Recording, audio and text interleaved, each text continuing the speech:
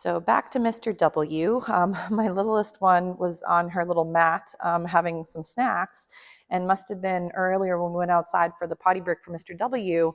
There are some dandelions, and I think she must have gotten close to one of the plants and then brought an ant in with her.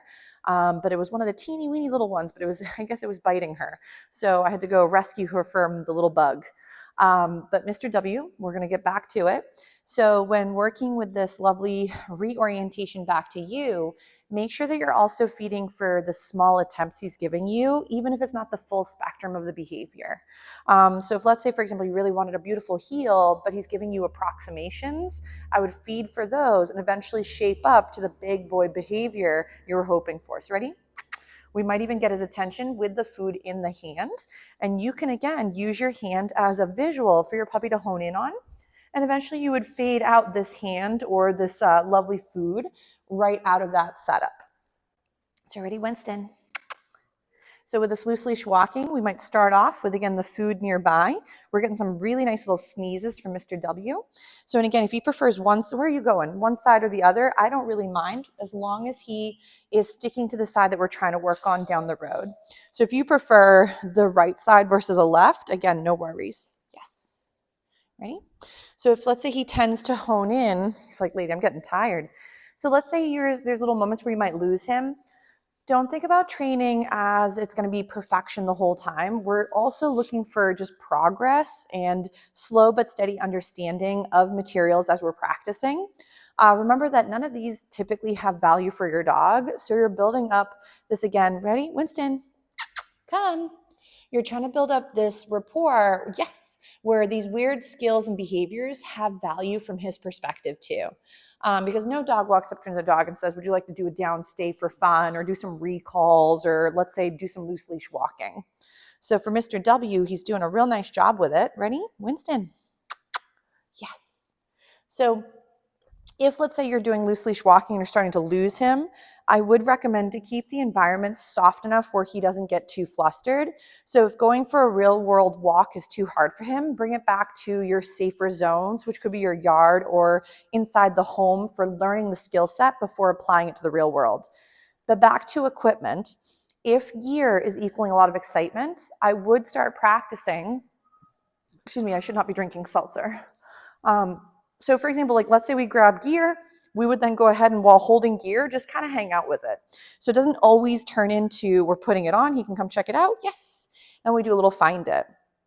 Because if every time I go to grab for equipment, that's what starts revving the engine for both the beauties, then that might mean that a lot of times when the arousal or the excitement goes up, their ability to function might go out the window. So if, let's say, he gets way too excited and then he's bombarding his sibling, it could be one of those things where maybe practicing little tidbits of the steps can make it more attainable for him. So again, gear, nice, yes, find it. Doesn't always equal slapping it on and going when he's most excited. The other thing too, I know I mentioned play. So play could be another great venue to practice revving the engine and putting the brakes on, but also to redirect him from his sibling. So if there's certain toys, like he loves the flirt pole, but you could get a little sheepskin attachment and make it into a smaller toy. He's like, lady, stop talking, more playing. So I might go, you ready? And then we go and turn the toy on. So if instead of going after his sister, he could then go and do some play with you while the other pup is doing her own thing. This can also change his perception where even though we are going out together, she doesn't have to be the target, if that makes sense. So even though he's not doing it to be naughty or to be, a wild beast, he's just taking this lovely drive that he has and great energy. And sometimes he's using it in a moment where maybe it's not the greatest spot for it. So for him, I'd recommend, or any of the babes, if sometimes they're taking some of that extra energy and applying it to a venue you don't really love, remember the more they practice something, the better they get at it.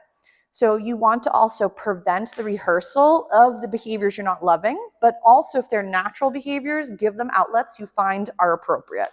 So right now he's grabbing, chasing, biting, and shaking, and this is all perfectly fine for this awesome toy. So then we might go, ready, Winston? Nice job. He's like, lady, I really love this toy more than the snacks. So if he's really interested in the toy, notice how I didn't go and then pull it away from him or yank it out of his mouth. It's kind of our instinct to want to end and start things when we would like. But if, let's say, the puppy doesn't quite understand the game, we might be making it harder for them and for us for down the road. So let's say Mr. W has the toy. I'm not making it come alive, but what I'd practice is do a little find it. Oh, of course he didn't see me throw it. But you could do a little find it. Ready? Here you go. Where letting go doesn't equal the toy starts moving or moving away from him or he misses out on it. So nice job. Ready? You want to do a little sit? He's like, the toy would really like to wrestle with me. So if he can't offer a stationary position like a sit, this could just be him saying, I'm overwhelmed. It seems a little bit over the top for him where he'd rather just wrestle. So I'm going to go ahead and do another little find it. There he goes finding the cheese. So then let's say he has found the other little tidbit. I want to have him find this other little snack. Ready? Find it. Ready? Yes, Abba? What's up? Oh, okay, nice. Abba's shoe is lighting up again, which is very exciting. She's down to one shoe only lighting up, which is a very sad day. But now the other one. Oh. Okay, that's okay.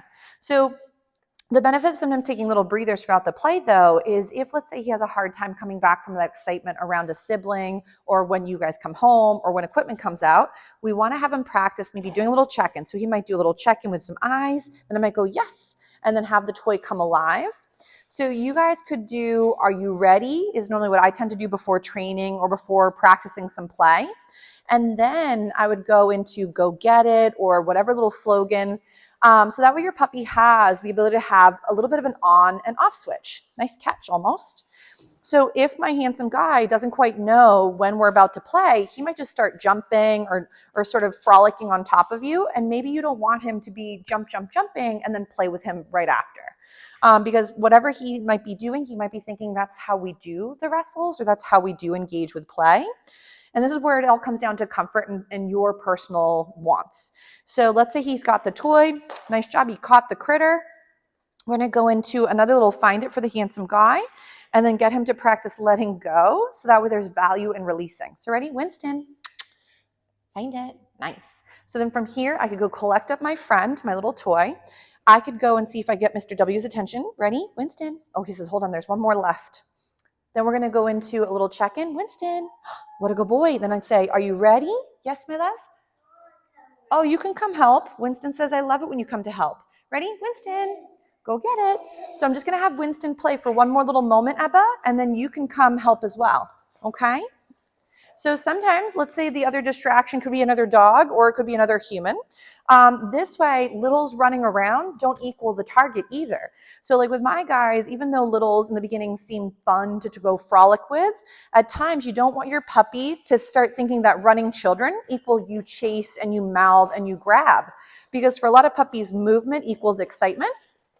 So we want to make sure that even though the child might be out and about, Winston can instead do some play on the appropriate item, which for right now is the flirt pole. So we'd want to make sure that she's not always the greatest driver either. So we want to make sure that when they are playing near each other, that we don't have a crash. Right, Hippo?